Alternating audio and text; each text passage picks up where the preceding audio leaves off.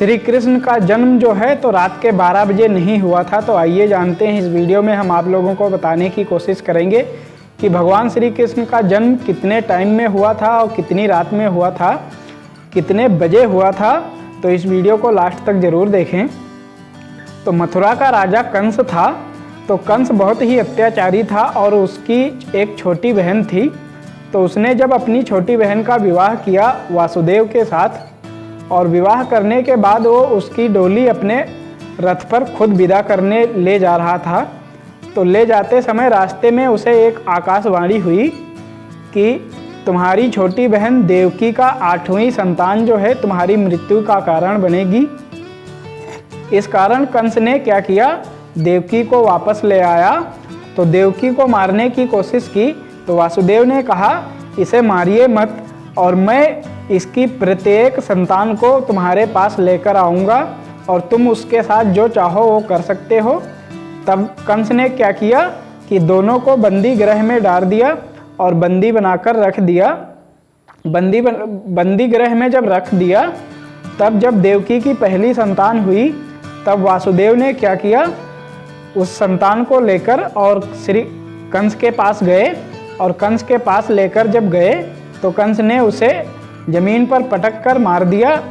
एक एक करके ऐसे ही उसकी 7 संतानों को, देवकी की 7 संतानों को कंस ने ज़मीन पर पटक कर मार दिया।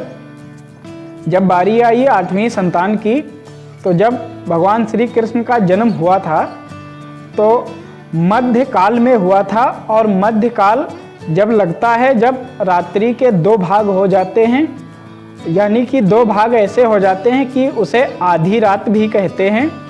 जब आधी रात हुई थी तब भगवान श्री कृष्ण का जन्म हुआ था, उसे मध्यकाल भी कहते हैं। और जब 12 बजे समय भी कहा जाने लगा, इस कारण रात्रि के 12 बजे भी कह सकते हैं कि भगवान श्री कृष्ण का जन्म हुआ था। और मध्यकाल रात्रि के 2 भागों में लगता है, जब आधी रात होती है तब भगवान श्री कृष्ण का जन्म हुआ था। जन्म होने के बाद वासुदेव ने क्या किया, श्री कृष्ण को ले जाकर गोकुल में नंद बाबा के यहाँ रख दिया। और वहाँ पर भगवान श्री कृष्ण जो है पलने लगे। पलते पलते जब वो कुछ बड़े हो गए, यानी कि 10-12 साल के हो गए, तब वहाँ पर गोकुलवासी जो है इंद्रदेव की पूजा करते थे।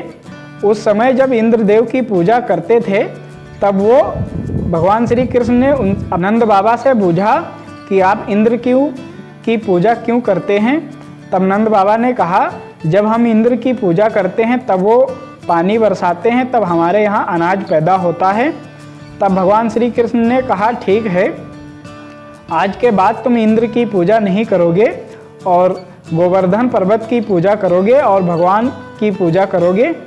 तब ये बात जब सुनी इंद्रदेव ने, तो इंद्र ने क्या किया, वहाँ पर इतनी बारिश करने लगे कि पूरा नंदगांव जो है वो डूबने की कगार पर आ गया। तब भगवान श्री कृष्ण ने गोवर्धन पर्वत उठाकर अपनी एक उंगली पर और पूरे नंदगांव को बचाया था। तब से भगवान श्री कृष्ण का नाम, जब गोवर्धन पर्वत को उठाया, तब से भगवान श्री कृष्ण का नाम गोवर्धन गिरधारी भी रखा गया। और गोकुलवासी गोवर्धन गिरधारी के नाम से भी पूजने लगे। और जब पूजने लगे भगवान श्री कृष्ण को, तब इंद्र को समझ आया कि ये स्वयं भगवान विष्णु के अवतार हैं। तब उन्होंने भगवान श्री कृष्ण से क्षमा मांगी और कहने लगे, मैं अहंकार में आ गया था, इस कारण मैं समझता था कि मैं ही एक भगवान हूँ। तब भगवान श्री कृष्ण ने उन्हें अपना असली रूप दिखाया और कहने लगे, ऐसा मत करो। नमस्कार दोस्तों, स्वागत है हमारे एक और न्यू ब्लॉग में। अगर वीडियो अच्छा लगा हो तो एक लाइक करें, चैनल पर पहली बार आए हैं तो चैनल को सब्सक्राइब करें, ताकि श्री कृष्ण लीला की कहानी हम आप तक सबसे पहले लाते रहेंगे। कमेंट में अपनी राय ज़रूर दें और कमेंट में जय श्री कृष्ण ज़रूर लिखें। मिलते हैं किसी अगले वीडियो में। तो हमने इस वीडियो में आप लोगों को बताया कि भगवान श्री कृष्ण का जन्म जो है वो किस टाइम हुआ था, और रात के 12 बजे नहीं हुआ था, मध्यकाल में हुआ था।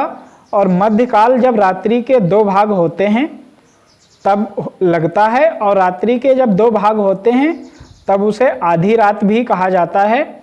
और इस समय आधी रात में 12 ही बजते हैं। तो जो लोग कहते हैं कि ब्राह्मण को कैसे पता चला कि श्री कृष्ण का जन्म रात के 12 बजे हुआ था, तो ब्राह्मण को ऐसे पता चला था कि रात्रि के मध्यकाल में जन्म हुआ था भगवान श्री कृष्ण का, और मध्यकाल में रात्रि के 12 ही बजते हैं। ये आप लोग